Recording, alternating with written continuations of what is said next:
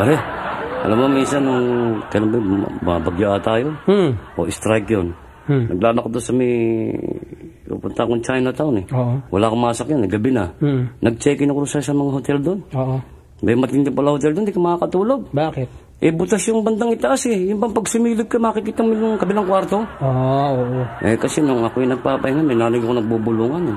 Chinese eh. Yan. Sabi ng Chinese, sige nanay, siyunuri lang, kadyo lang, Sabi ko, ano kaya yun? Sinilip ko. Yan. Nakita ko yung Chinese, matanda na, hubad-hubad. Ba? Niyayakap yung babae. Sabi niya, siyunuri lang, kadyo lang. Talaga naman ha? Sabi ng babae, hindi, gusto mo, kiss lang. Kiss lang? Oo. Sabi ng Chinese, sige, kiss na lang. Yan. Hinalikan niya sa pisngi. Yan. Wow! Amoy meron. Amoy meron? Yung kasi bumaba yung halik niya sa dibdib. Wow! Amoy meron. Amoy meron? Baba siya sa may bandan tiyan sa may pusod eh. Yan. Wow! Amoy meron. Amoy meron? Baba siya, doon sa baba na. Hinalikan. Wow! Amoy meron? Hindi, merong amoy. Yeah. Tapos nga eh. Palibasa, wala kang puntingkis. Tagalog eh. Naalala mo na magtanghal tayo sa Japan kasama si Tito Dolphy? 5 araw tayo ron. Sa loob na 5 araw na yan, pinag-aralan ko salita ng Hapon. 5 araw? Nung ako'y magtanghal ng Frankfurt, Germany, pinag-aralan ko salita ng German. Hapon tsaka German? Ay gusto mo, turuan sa harapan nila, walang bayad eh. Pero walang kalokohan yan ha? Ako bahala. Sige, turuan mo akong Hapon. Sure. Ano ba sa Hapon yung dahon? Dahon? Oo. Honda. Ano ba niloloko mo rito? Hapon yan, akong bahala sa'yo. Lalagyan mo na ng feelings. Pakiulit mga ano sa Hapon yung dahon? Honda with feelings. Dahon. Honda. Yeah. Sigurado kang Hapon yan? Hapon yan. Parang hawig sa Chinese, binabalik ito eh. Medyo hawig ano? Pero Hapon yan. Upakang kita rito. Akong bahala. Ano sa Hapon ang magazine? Wakasan. Anong wakasan? Yan ang magazine sa Hapon. Tunog comics yan eh. Akong bahala sa'yo. Ayusin mo. Ano sa Hapon ang uod? Burate. Yung ahas? Maraking burate. Ganun burate. Pero kung nakalukuhan mo eh.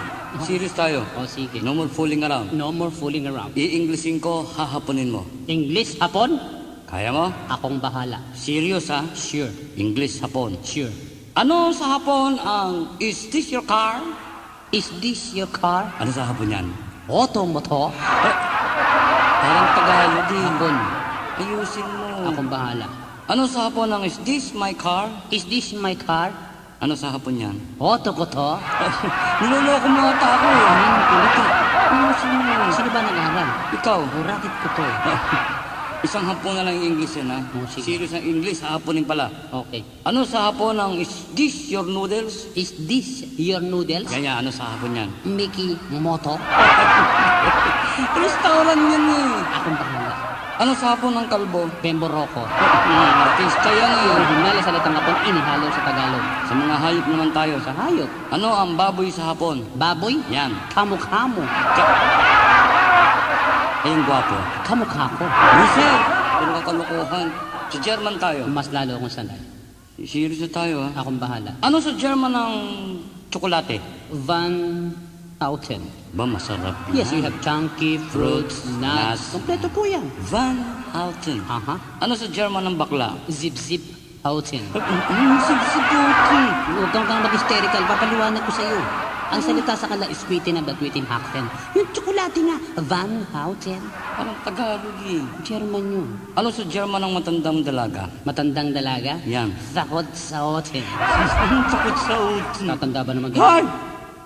Ano sa German ang matandang binata? Laylay na Houten. Bakit ba puro Houten? Hindi na sila Houten, Haben. Parang Tagalog eh. German. Ano sa German ang playgirl? Playgirl? Yan. Open sa Houten. Yung hostess. Sawa sa Houten. Parang Tagalog talaga.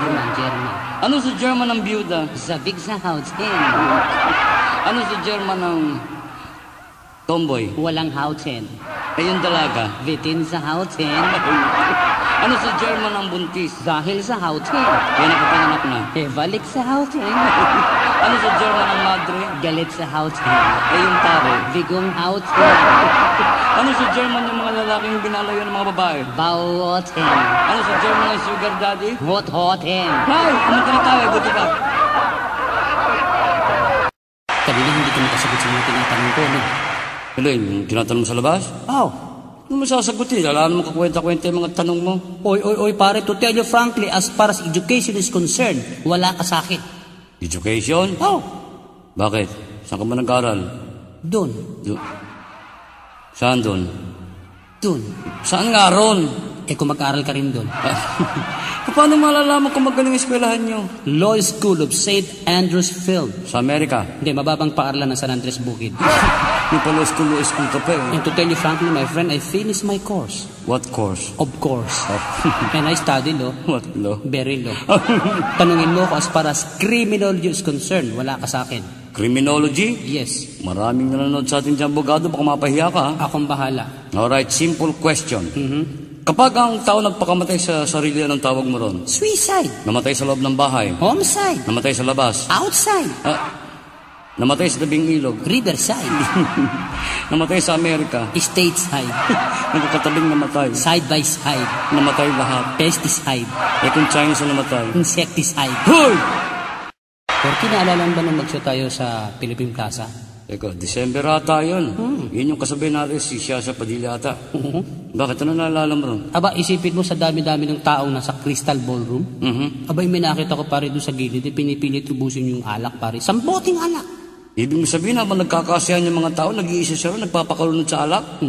Baka naman may problema yung tao. Aba pare, right after our show, nilapitan ko at nalaman ko talaga may problema nga. Kinausap mo? Aba, oo. Abay, binigyan ko ng moral support. Tama, moral support yan. Sabi ko, kaibigan, ang tao habang nabubuhay, may pag-asa pa. Tama. Yung ngang mamatay ka, may pag-asa ka pagkatapos Sandali lang, pare. Yung buhay may pag-asa, pero yung patay wala ng pag-asa yan, pare. Diyan ka kulang ng impormasyon. Ano naman kulang impormasyon? Ang tao, pag namatay, may pag-asa pa. Kalokohan. Pag ang tao namatay, walang nakakaalam kung anong mangyayari sa kabilang buhay. O sige, pagpalagay natin mamatay ka. Teka, bakit ako? Kay sino? Bakit hindi ikaw? Wala na magkukwento. Bakit hindi yung mga nanonood na yan? Abay, wala na magbabayad. Bakit nga ako? Bayad ka naman eh. Sige, ako na. Halimbawa mamatay ka, knock on wood naman. Knock on wood, Two things may happen to you. Ganun ba yun? Mari ka maging alabok ng lupa o kayo'y maging pataba ng lupa. Alabok o pataba ng lupa ha? Pare, pag ikaw naging alabok ng lupa, maswerte ka. Ba't mo naman nasabi? Lilipa rin ka ng hangin, pre-trip around the world hanggat may hangin. Okay pala. Pag ikaw naging pataba ng lupa, two things na naman yan. Two things may happen to you again. Ano? Maaari kang maging magandang bulaklak. Bulaklak? O matayog na punong kahoy. Punong kahoy. Pare, pag ikaw naging magandang bulaklak, maswerte ka. Ba't mo nasabi? Abay, hahalikan ka naman nagagandahang dalaga. Hahalikan ako ng mga babae? Siyempre. Wow! Sa wakas makakatikim din ng tao. Bullshit. At pag ikaw naging matayog na punong kahoy, two things naman yan. Two things may happen to you again. Ano? Maaari kang maging tabla. Tabla? O kayo'y maging papel. Papel ha? Pare, pag kayo naging tabla, maswerte ka. Ba't mo nasabi na naman? Abay, magiging pundasyon ka na maglalakihang gusali. Katulad ng mga building sa Makati? Yes, sir. Mataas ha? At pag kayo naging papel, two things na naman yan. Two things may happen to you again. Ano? Maaari kang maging papel na sulatan. Sulatan? O toilet paper. Parang hindi maganda yung pangalawa mo. Pare, pag kayo naging papel na sulatan, maswerte ka.